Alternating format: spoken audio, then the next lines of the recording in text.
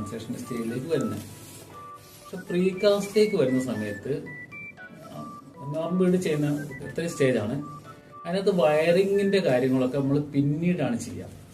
വീട് കെട്ടി കുത്തിപ്പൊളിച്ച് അതിനകത്ത് വയറിങ് ചെയ്ത് പ്ലംബിങ് ചെയ്ത് ഇങ്ങനെയൊക്കെയാണ് നമ്മൾ കൺസ്ട്രക്ഷൻ സിറ്റുവേഷൻ പോയിക്കൊണ്ടിരിക്കുന്നത്.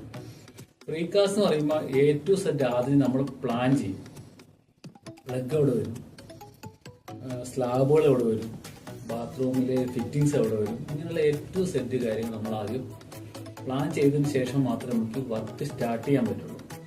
നമ്മളൊരു പ്രീകാസ്റ്റ് ബിൽഡിംഗ് അനലൈസ് ചെയ്യുന്ന സമയത്ത് ഒരു റൂമിനകത്ത് 6 ചുമര്, 4 സൈഡ് ഫ്ലോർ റൂഫും ഇവിടെ എന്തൊക്കെ വരുന്നത് ആദ്യം ഡ്രോയിങ്സ് സെറ്റാക്കി എടുത്താണ് തുടങ്ങുന്നത്.